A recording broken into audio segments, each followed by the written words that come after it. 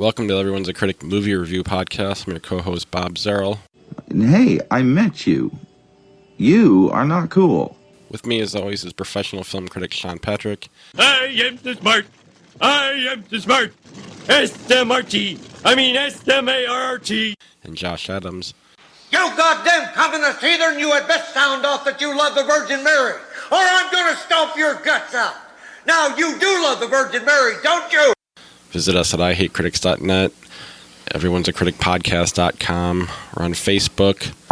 We're on Twitter, Instagram. Our handle is CriticsPod. There you can see our top fives, our trailers, our news, interactions. And ihatecritics.net/Patreon is the best way to help support the podcast. And you can listen to us on Apple Podcasts, Google Podcasts, Stitcher, Spotify. But please go to Apple Podcasts, subscribe to the show, rate and review the show. We will read your review on the air. Let's just get straight into the show. We'll skip news and trailers because we didn't have any, but 2001: A Space Odyssey was re-released to theaters for a week. On IMAX. On IMAX. And this is Christopher Nolan actually took this out. And what he did was not improve it. He didn't change it in any way. He just put it back out into theaters, and he was responsible for getting it out to a number of theaters at a roadshow style, and specifically for IMAX. And it looks incredible. It looks as incredible as it ever did. Watching this movie isn't not so much a movie as it is an experience. This is a movie that you just kind of immerses you. It takes you in, and you just kind of it happens around you, and that's what's so amazing about it. And I didn't even have any psychotropic drugs like they did in the '60s that really enhanced the experience. I've never had that experience, but I feel like I have because this movie is so brilliantly, beautifully immersive. It's the story of basically the evolution of man. We begin with apes. This monolith shows up and gives them the first leap in evolution. They touch it. They get inspired to use tools for the first time. The tools then become weapons, and the weapons propel us forward. Then the next evolution is space, and we've conquered space to the point where we've got Hilton-branded hotels that are just in space. We've colonized the moon already. It's space travel is something that is just so mundane that we see people basically sleeping through it.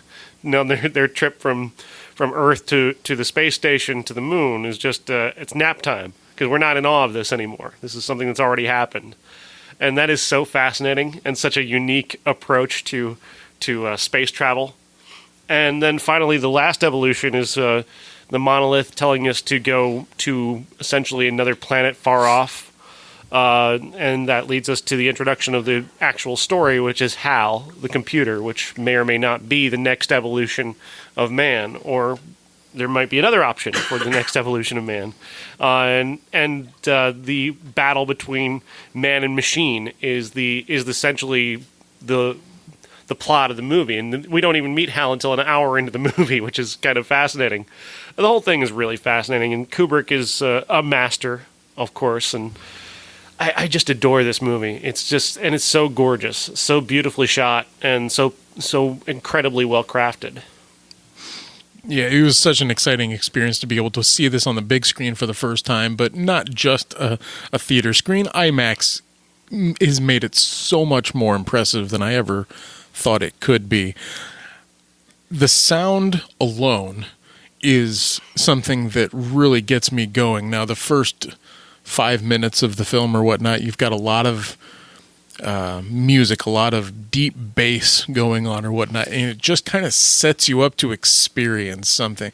The music throughout this film, of course, the classical instrumental stuff that we've heard so many times before, it's played, but it's played at such a majestic sound level for me. It just became more exciting than I could have imagined. The film itself is so gorgeous to look at in this larger format.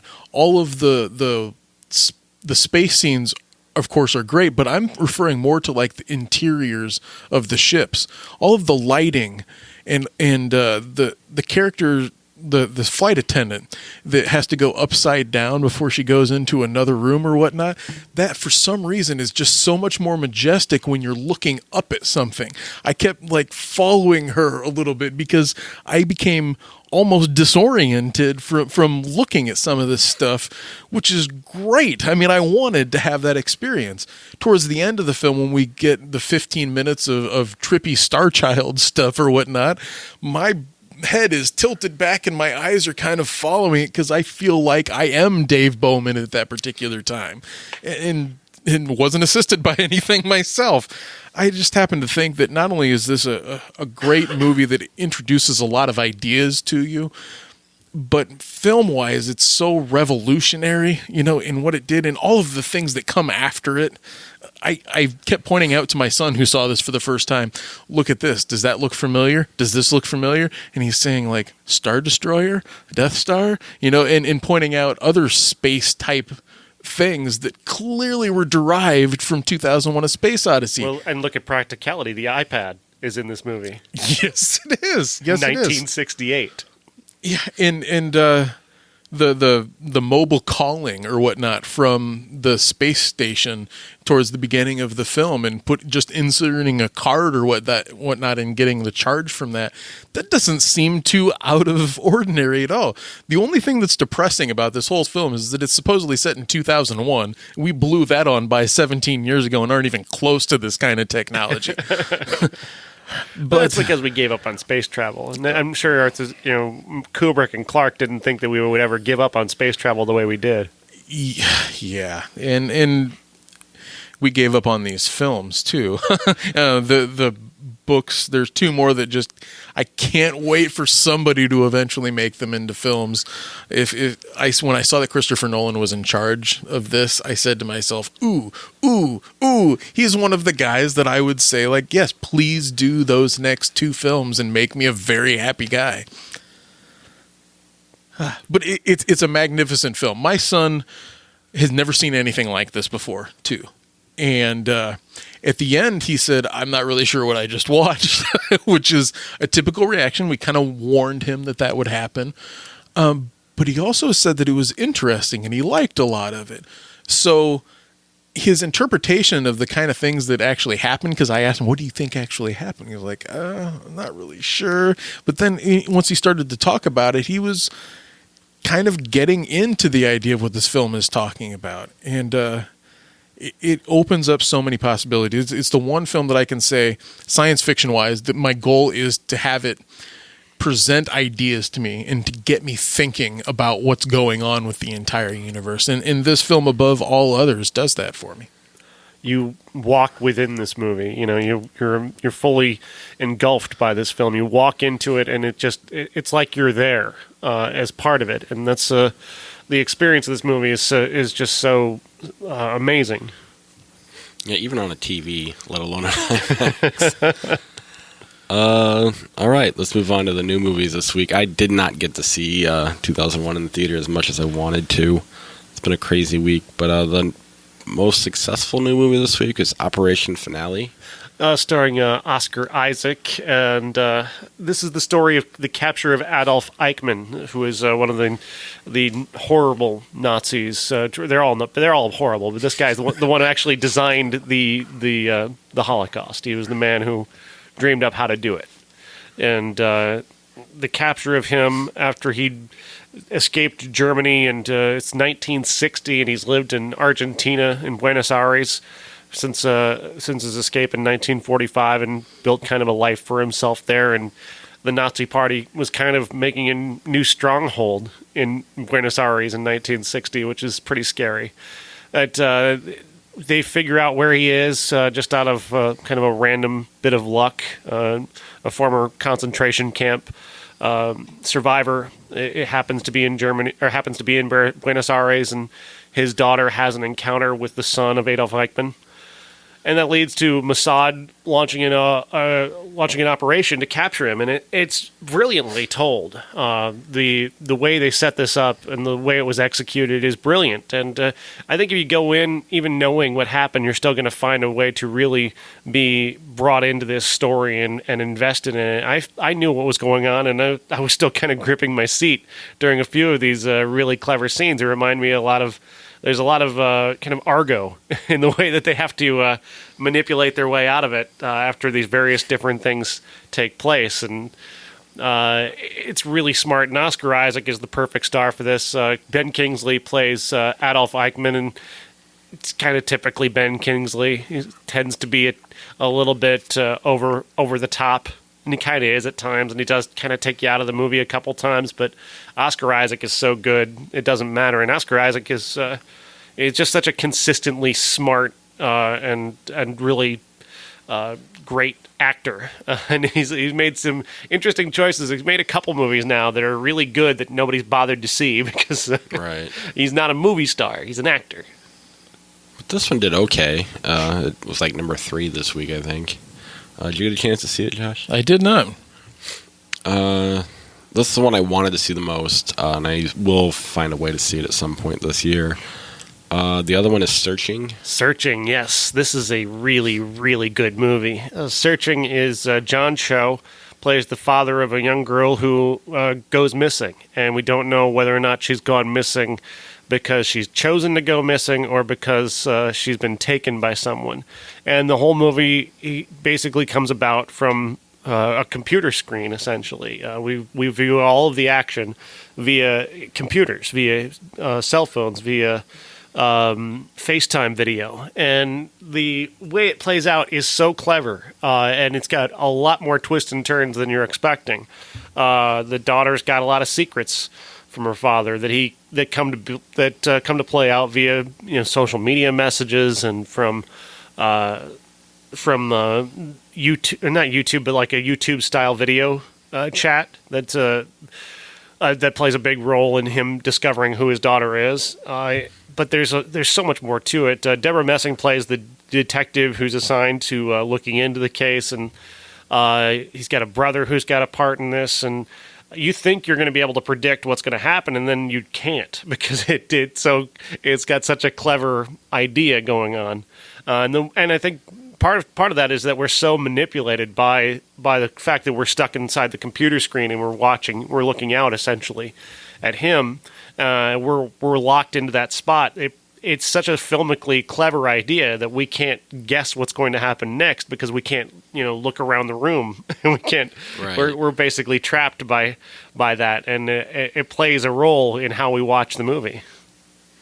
Is that a spoiler at all, or is not it really? Still No, not going to figure it out from? That's good. And it's no spoiler. I mean, that's the marketing of the movie. Is you're locked into that spot, Right. but they use that very, very well.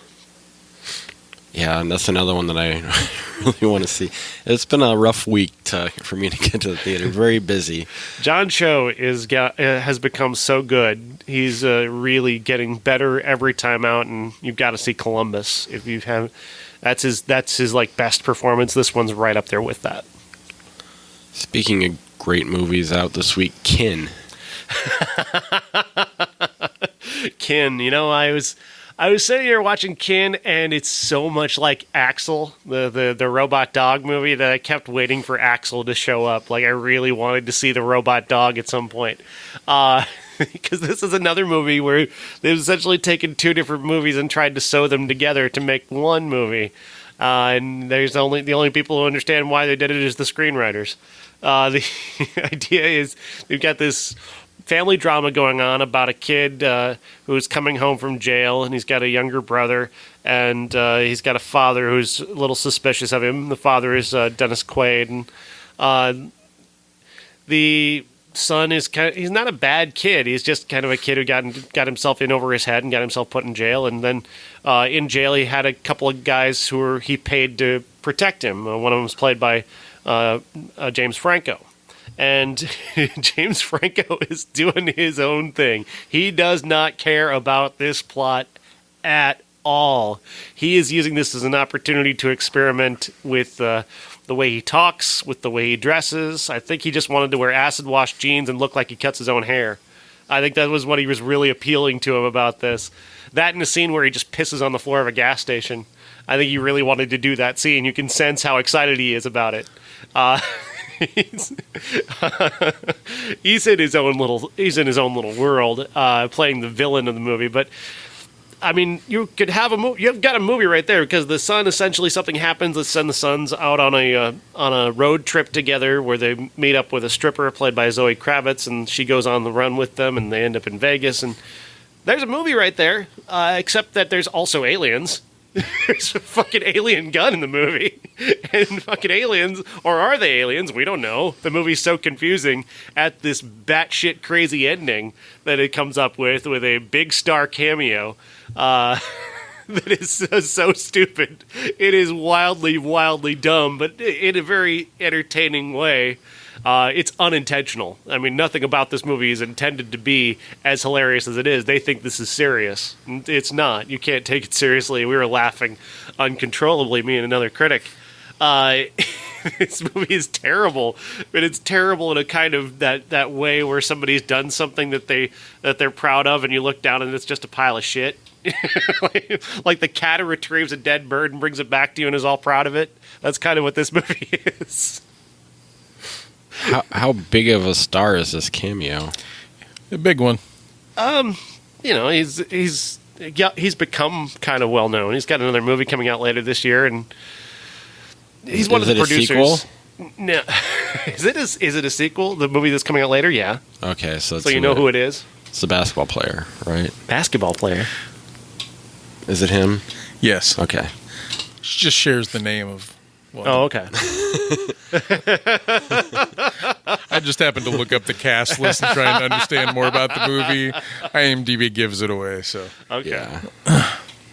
Plays a male cleaner. It's really dumb. It's really dumb. But I did have a lot of fun, just not in any way that the producers, directors, writers, or actors want you to have fun. Unless it's James Franco, and then James Franco maybe he might want you to react this way. He probably doesn't care how you react to it. He's just, like I said, he's just here to do his own thing. It's so strange that you're comparing this movie to Axel for good reason, because the trailers kind of go together, at least for me. Right, and the idea is two movies stitched together, because you've got the dirt bike movie in Axel, and then you've got the robot dog movie, and they're like, why are these two things together? Well, of course. That one, though, didn't have any stars. This one's got Dennis Quaid and James Franco and Jack Rayner. I know that dude. I mean... From Sing Street. Yeah. Unfortunately. Good Lord. There's a lot of people for a movie that looked and like Zoe Kravitz garbage. is a very good actress as well. And Michael B. Jordan. Spoiler alert. Jeez, Bob. No one's going to see this movie. That's why you and another critic were laughing and not the rest of the crowd that wasn't there. At least this movie didn't kill its studio, I guess, which Axel did. It takes multiple movies to kill a studio. And Lionsgate, they've got a ways to go. Oh, man. They keep going with the way they're going, though, with the Dinesh D'Souza movie and now this. And there are no more Hunger Games movies to make. So. Yeah, but that Hunger Game money, it's still there. A long way to go to and get rid of all that. Hence why I guess they feel like it piss it away. Literally, with the James Franco. I'm James Franco. I'm weird. Come see me. Well, they're not saying that because they're not mentioning the fact No. that James Franco's in this movie at all. Right. Good point. Because of the Me Too stuff.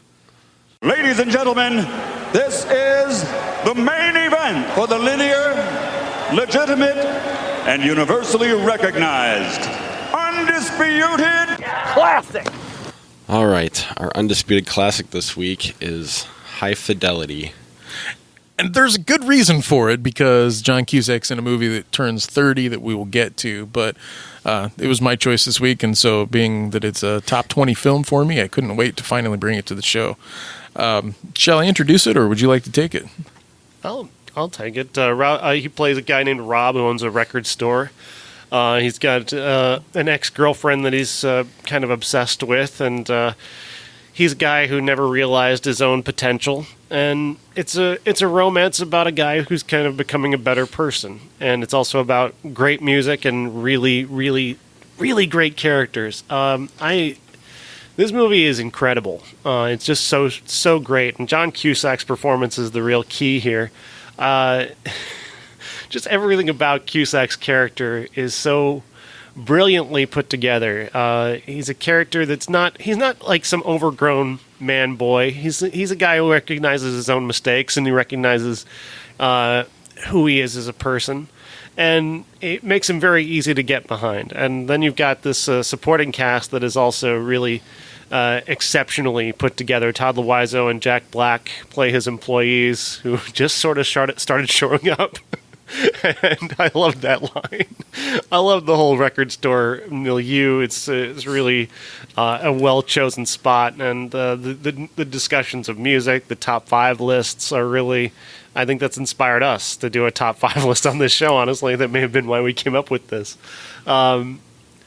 It's so good. It's just so damn good. Yeah, the reason why I got behind this one, it's really because I felt such a kinship to Rob Gordon throughout the entire movie, but I was him before I saw the movie, in a way. Not nearly as popular with members of the opposite sex as he was, where he's getting to date Catherine Zeta-Jones and, whomever plays his first girlfriend and whatnot. Point is that guy that organized his entire life kind of around his interests, but was a little socially backwards, that's kind of how I felt as a teenager all the way up until age 19 going to see this movie in the theater. I made lists constantly because I felt that was a good way to define things, and I would organize things, even important school stuff, right, based off of some sort of autobiographical thing that would at least add some spice to my life, because everything else seemed a little dull. So I see High Fidelity, and I'm seeing so much of myself in this character that I hooked onto it. And what the movie does, though, is surprise me, where I thought that maybe there was going to be some grand gesture, right? Like he was going to stand on a lawn and hold up a boombox again, right? Because that looked like where that character was going. But instead, he just has this moment of maturity that is so rare for films to have. It's not some grand romantic gesture. It's just him sitting at a table and realizing, okay, in order to do this, I need to start doing things for you, because that's what actual love is about, it seems. And I love how the character seems to finally get it while still understanding that he's still a bit of a moron. But I think what you have to recognize there more, though, is that this is her choice. She makes the decision that they're going to do what they do, and it's based not necessarily on how he's improved himself as so much as she's just sort of recognizing where he could be, and maybe that him showing up when he does is maybe the most mature thing that he's done in his life. And him being there makes a difference to her, but she's also she's just sort of deflates into the choice, whereas it's not him necessarily doing anything. He was there, but what the inciting incident was her choice, her decision to, like, you know what, I can work with him. Like he might not be where I need him to be, but I can work with him, and he can get to where he needs to be if I give him the right push. And I like that it's her that makes that choice. It's really her decision, and it's not so much him becoming better. It's her helping him to be better, but it's herself feeling that she can be better with him. I hadn't thought of it from that angle. I mean, she's a great character, really great character, but I always thought the movie was centered around the idea that men in general, a lot of males that are like Rob in a way, kind of hold some things up on a pedestal but never understand why they feel that way. And that kind of emotional maturity is hard to come by if you don't try working at it. So yes, of course she does make that decision, but he at least realizes something on his side. Yeah, I am so not like John Cusack's character in the movie. Other than I wish I owned a record store or something. That's kind of the only thing that's the same. But the movie I want to compare it to is like Bull Durham. There's two stories I probably wouldn't care about in terms of love stories and, emotional maturity and blah, blah, blah. But you throw in baseball in a record store, and that pulls me in and kind of tricks me into liking it, and then that's kind of what the genius of this movie is for someone like me. It's just fun to watch. I don't know. And I'm also more, like, to me, Jack Black is the one who makes this movie even better than it should be, and really has made him a star to the point where I'm more forgivable on things he's done since then. He is phenomenal in this movie. He's so great. That series of conversation where I haven't seen Evil Dead 2 yet. Because it's an awesome fucking movie.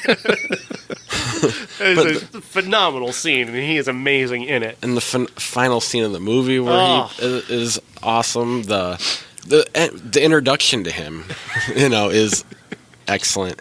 And I don't know, it's a fun movie to watch, and I just love I don't know, I've even within the record store part of it, I've never been a guy to make mixtapes, and because I'm more of if I started doing that, I'd be putting albums on a mixtape, and that doesn't work. So, but I don't know, but I like it a lot because of that. It was able to take a storyline I don't really care about and make me care about it, if that makes any sense at all. I refer to this movie a lot, when I'm frustrated at work, the first thing that comes to mind is I'm going to throw the country A through K rack into the street and go work at a Virgin Megastore, if those still existed. That's the other thing that's weird about this movie is how time has changed. I mean, actually, record stores have kind of come back, but right. Virgin Megastores don't exist anymore, and Tower Records don't exist, and that does kind of make this I'd like to. How does that work in today's? It works because it came back around. Right. And the hipster record shops are out there now. And this, in the novel, as I understand it, I have not read it, but it's set in London. It's Nick Hornby. And in this particular case, they changed it to more of an American story, obviously set in Chicago. So, yeah, I think it's kind of a timeless idea, at least.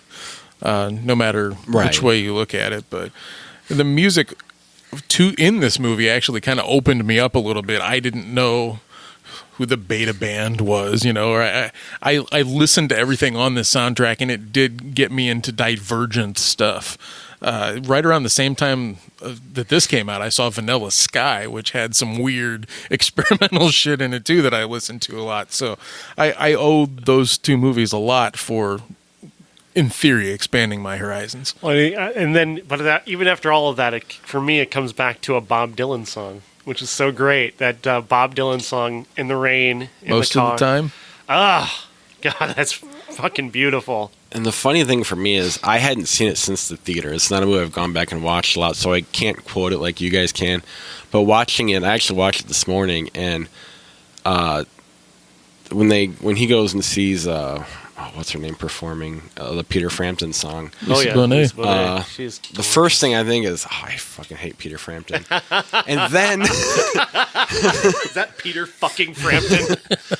Then they start saying that, and then, but I'm like, this does sound kind of good. And then that's, I kind of went through that with them because I hate that song, but it's a pretty good performance there. Oh, I love that. This is directed by Stephen Frears, who's a pretty good director. He was the director of The Queen, which is another really great movie that everybody needs to see. He was also the director of Victoria and Abdul and Florence Foster Jenkins, but nevertheless, he directs the hell out of this movie, and he does a great job of really allowing Cusak to bring the heart, to be the heart of the movie, and it's really Cusak is what you remember of the movie, and not so much the direction. Right.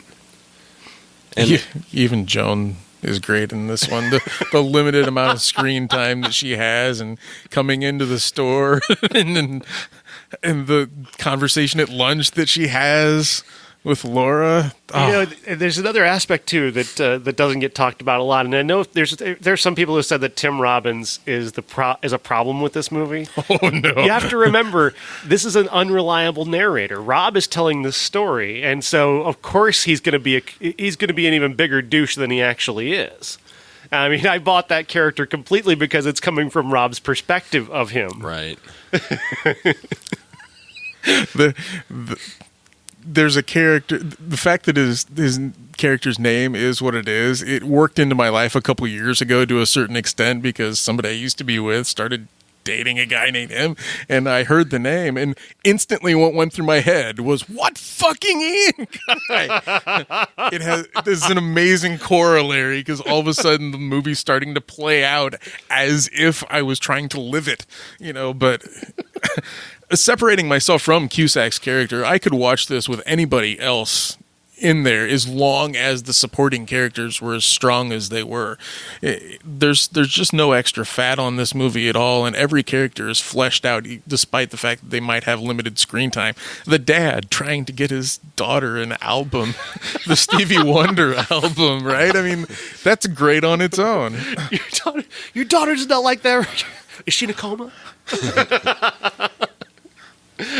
Just called to say I love you is a musical crime against nature. And then he wouldn't sell the record of that one cab to sell it to the other guy for $40.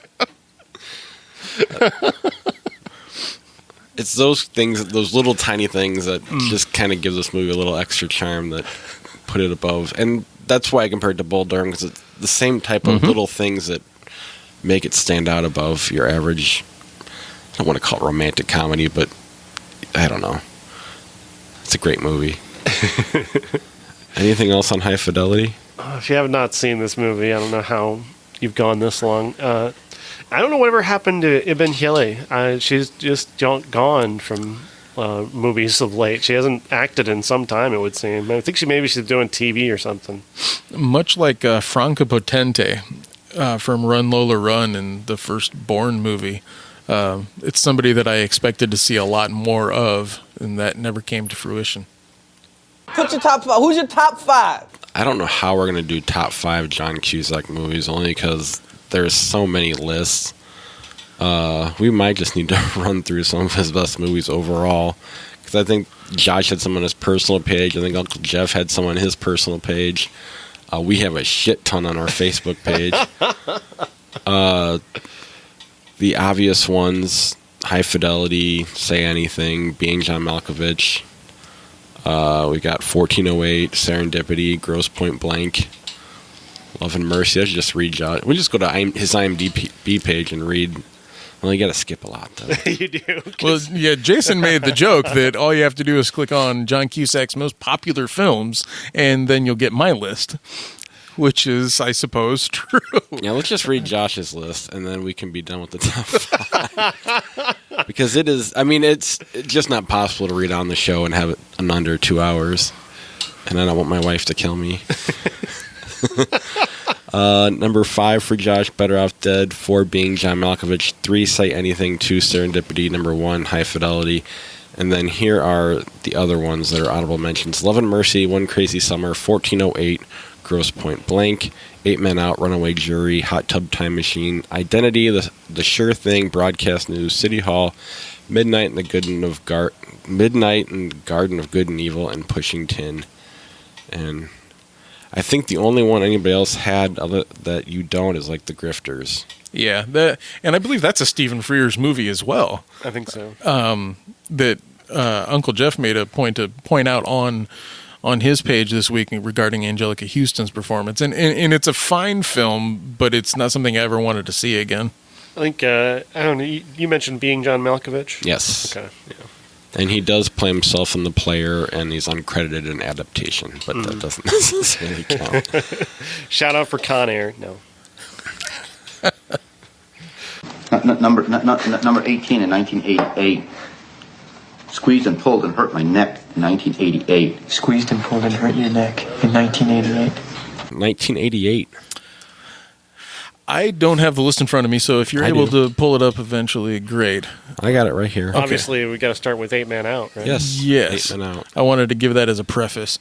8 Men Out is a movie I had not seen until this weekend, quite unexpectedly. It's the story of the 1919 Black Sox scandal, in which 8 Chicago White Sox were banned from the game for life for betting on the World Series and, in theory, throwing it.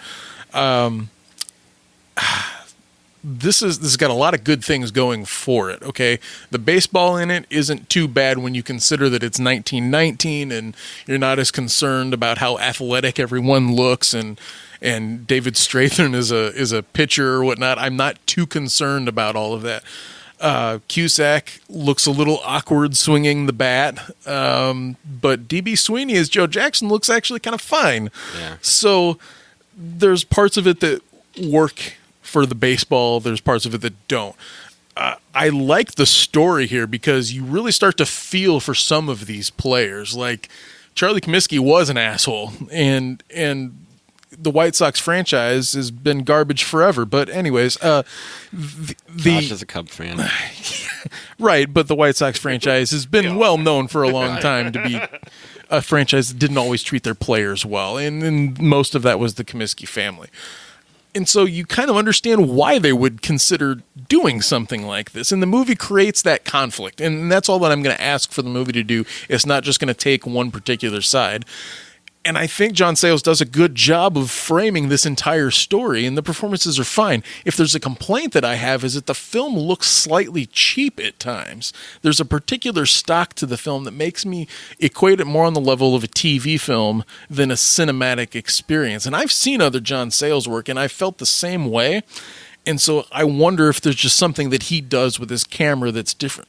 Other than that, I really like the story. I think this is one of the better movies of 1988, and it's not saying much thus far. But this movie is incredible, and John Cusack is a big part of that. His Buck Weaver is incredibly sympathetic, and that moment in the courtroom where he's trying to get his part of this out and say, "I want my own trial, and I want to be able to tell people what happened with me and how I didn't cheat." And in trying to introduce his what he did in the series that showed that he didn't, which Buck Weaver hit 321 in the series and didn't make an error. Joe Jackson hit 375 and didn't the series' make an only error. home run. Yeah. Dreams. But they still got lumped in because Jackson did take the money, even though he didn't throw the series. He did take the money, and Buck didn't. Got totally screwed.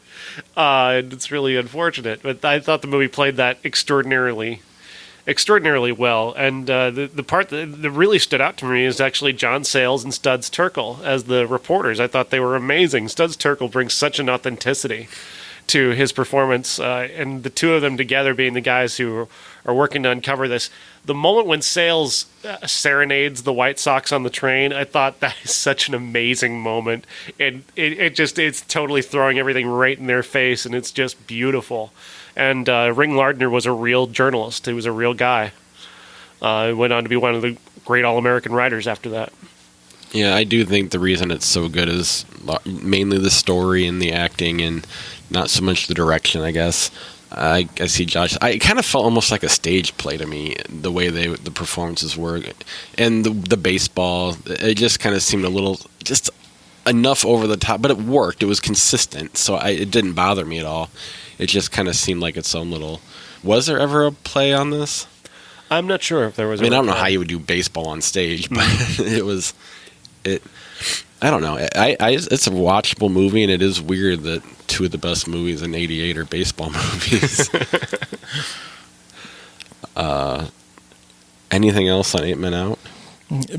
Impressed by it to a certain extent, and seeing all of these actors in sort of their younger state, Charlie Sheen included, who's in the film as the center fielder.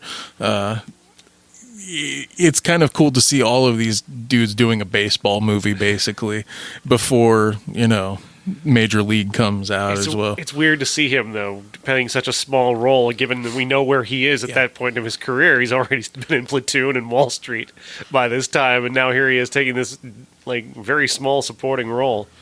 Yeah, what I haven't mentioned yet, and I'm sorry, is Kennesaw Mountain Landis is in the film, and whoever I never got the actor's name, but whoever's playing him did such a great job of being imposing, and that name leaves such a taste in my mouth because I've read about a lot of the stuff that he did to change the game around. Horrible, awful human being.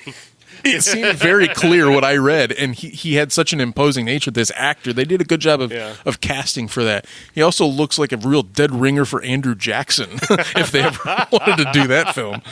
I think that guy's dead now. Oh, well, okay. It was 30 years ago. He was old then.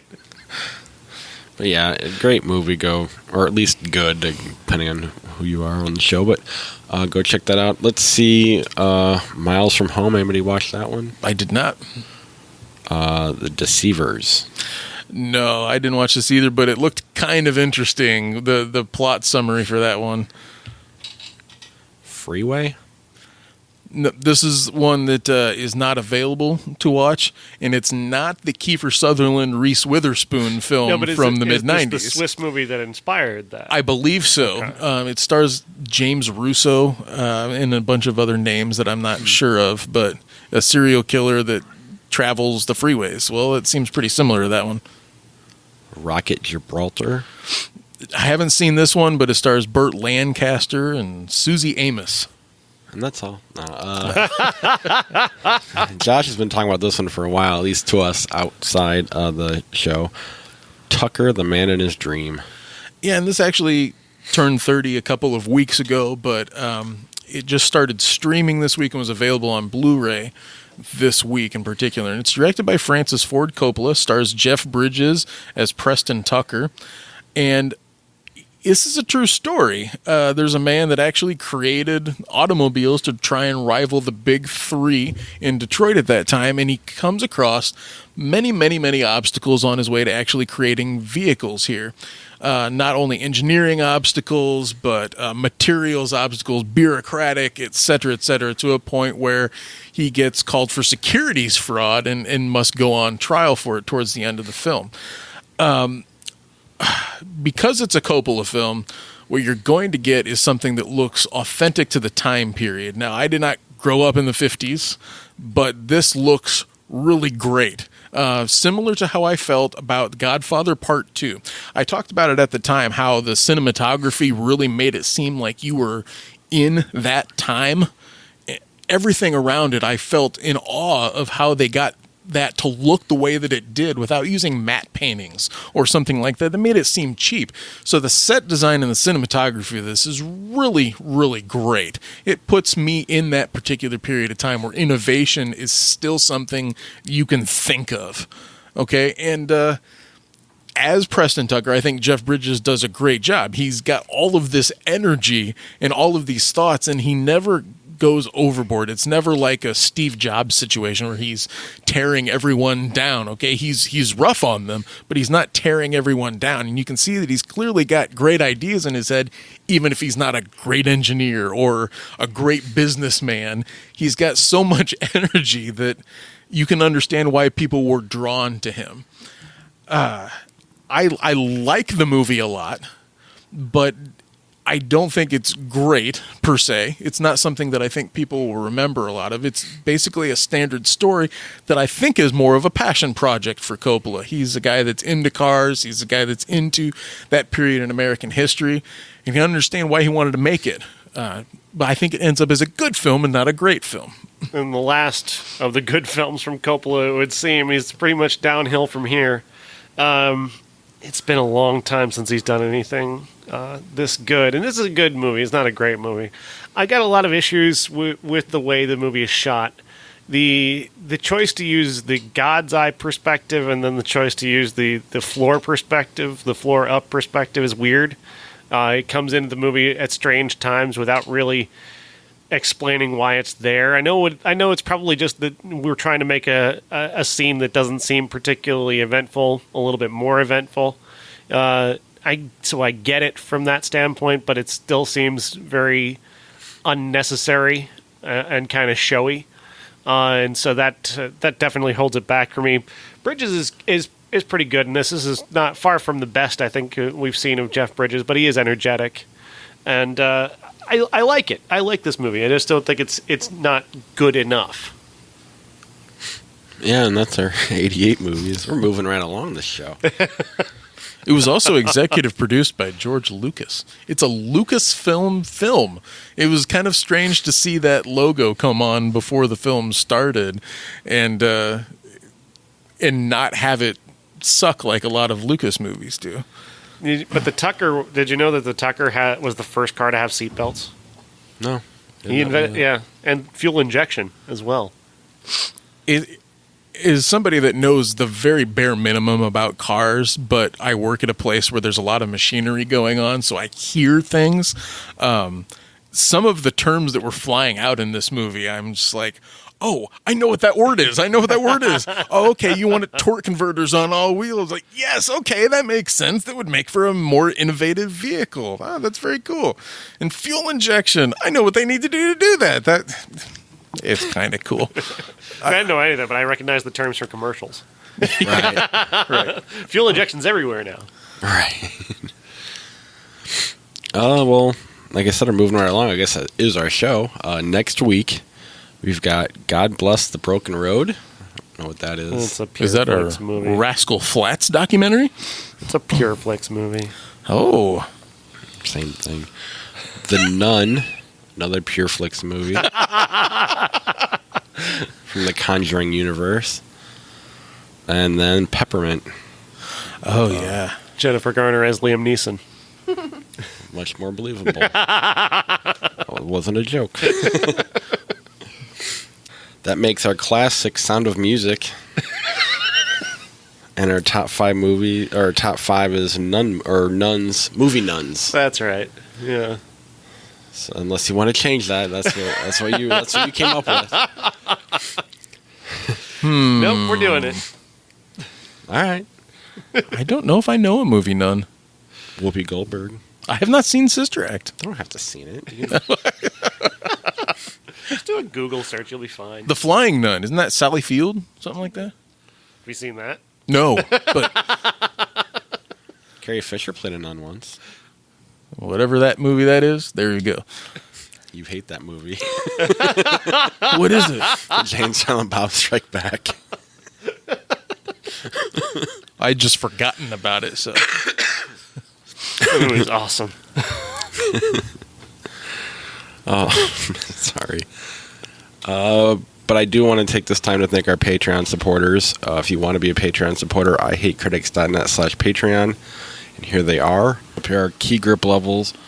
Jason Bryant and Charlie Messing.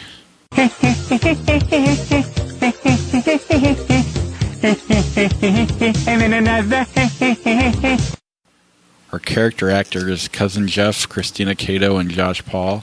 I think this is the beginning of a beautiful friendship. Our special effects level, Sarah Ward and Corey from Ivy Envy. May the Force be with you. Our associate producer is Jason from New Mexico. Everybody has to eat shaving cream once in a while. And our movie stars are Uncle Jeff and Dave Sievers. I want the truth! You can't handle the truth! And again, if you want to be a Patreon supporter, head over to ihatecritics.net/Patreon to help support the podcast. It's the best way to help us out and help us grow the show. And then one last thing, go to Apple Podcasts, subscribe to the show, and rate and review the show. We'll read the review on the air, and that helps us move up the podcast charts. Otherwise, I guess that's it. We'll see you next week. Stick around after the credits. That ought to do it. Thanks very much, Ray. And we're the 3 best friends that anybody could have. We're the 3 best friends that anyone could have. We're the 3 best friends that anyone can have. And we'll never, ever, ever, ever, ever leave each other. We're the best 3 friends that anybody could have. I mean the 3 best friends that anybody could have. That's right, the 3 best friends that anybody could have. High Fidelity or All the Right Moves? High Fidelity. Agreed. High Fidelity, Mission Impossible 3. High Fidelity. Agreed. Agree. High Fidelity, School of Rock. High Fidelity. Yep. It's hard. I really like School of Rock, so I'd probably pick that as against the laws, that is. High Fidelity or Rope? High Fidelity. Yep. I agree with that one. High Fidelity or The Shining? High Fidelity. Yep. Probably go The Shining. High Fidelity or Donnie Darko? High Fidelity. High Fidelity by a few spots. I'd go with High Fidelity as well. High Fidelity or Dogma? High Fidelity. Agreed. I would probably go Dogma. High Fidelity or Eternal Sunshine of the Spotless Mind? Eternal Sunshine. It's High Fidelity for me. And it's High Fidelity for me as well. High Fidelity or Good Will Hunting? High Fidelity. Yep. Wow. I would go Good Will Hunting. High Fidelity or Almost Famous? Almost Famous. It's High Fidelity for me. It is by far Almost Famous. But now our 1 and 2 is Almost Famous and High Fidelity. As soon as you said Good Will Hunting, I knew that we were up in the top 10 at least. It's weird though, because we definitely have a big. It would apparently it appears in our top 10 here a lot, but we all disagree with certain movies. But yeah, anything else you guys want to do before we wrap it up? Want to do a couple of randoms? Sure, let's do a few randoms. However we do that here. Let's go X-Men First Class, Children of Men. X-Men First Class. Children of Men. Children of Men. Fishing with Gandhi was my real choice. Harry Potter and the Deathly Hallows or Scarface? Harry Potter. Harry Potter. The Truman Show or Moonraker? Truman Show. Oh, Moonrakers. Truman Show. Ghostbusters or Bulworth? Ghostbusters. Ghostbusters. The Wizard of Oz or 10 Things I Hate About You?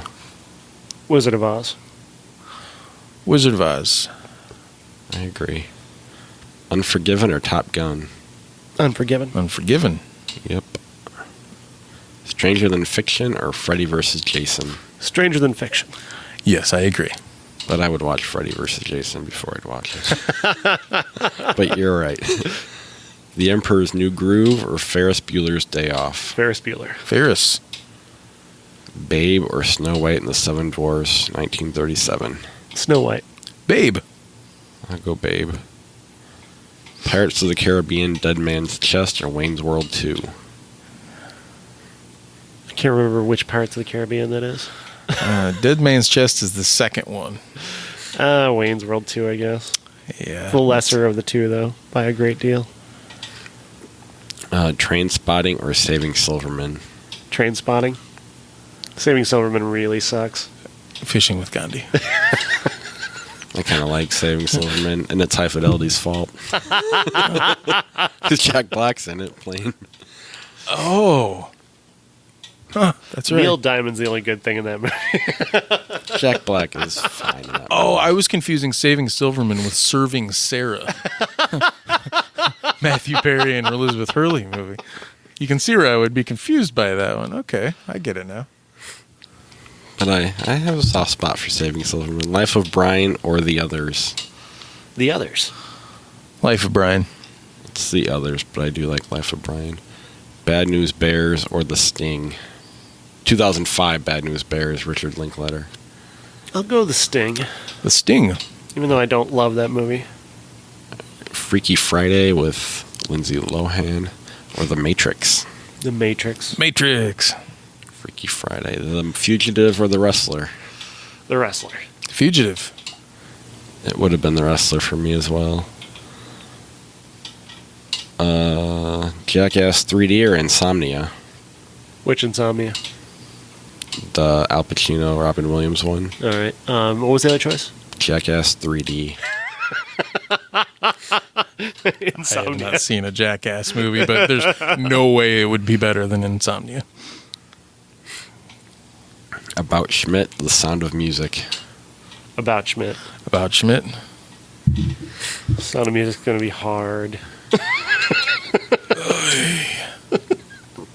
The Devil's Advocate or City of God? City of God. That's an amazing movie. Is that the Patrick Swayze movie? Oh, that's City of Joy. That's not City of God is the Brazilian documentary or whatnot. It's not a documentary, but okay. I haven't seen that, but I know of what you're speaking of. I don't have an opinion, I suppose. Lethal Weapon or The Lion King? The Lion King. Lion King, based on my rankings. But I would watch Lethal Weapon over it. Star Trek 2009 or Jumanji 95? Star Trek. Star Trek. I haven't seen Jumanji. I, Robot or A Few Good Men? A Few Good Men. Agreed. Thor or $1 Million Baby? $1 Million Baby. $1 Million Baby. Zack and Mary Make a Porno or Star Trek, 2009? Zack and Mary. Yeah, still haven't watched Zack and Mary. I would pick Zack and Mary as well. The Mask or 2010? 94 Mask with Jim Carrey. Oh, not Mask with Eric Right. Stoltz. Okay. The Mask. 2010. Easily. I haven't seen that one, so I guess I'll just refresh. The Italian Job or 1408? Which Italian Job? 69, sorry. And what's the other choice? 1408, the Cusak, Samuel L. Jackson, Stephen King movie. Italian Job, I guess. More of a Fishing with Gandhi kind of choice for me. I'll go with 1408. I like 1408.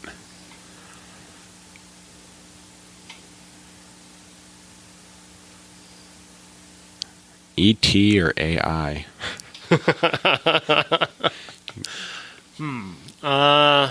E.T.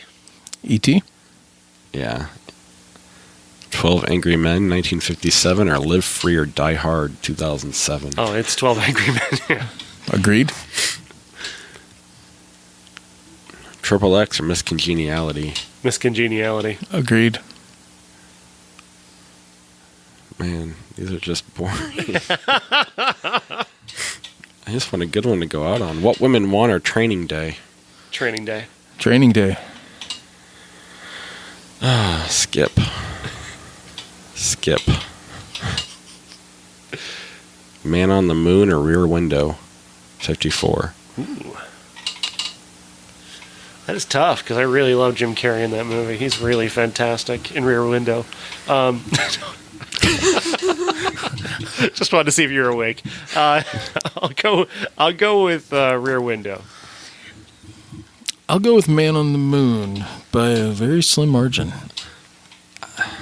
Yeah. That documentary with Jim Carrey has me wanting Man on the Moon, but it's probably recency bias. All right, last one, Toy Story or Transformers Revenge of the Fallen?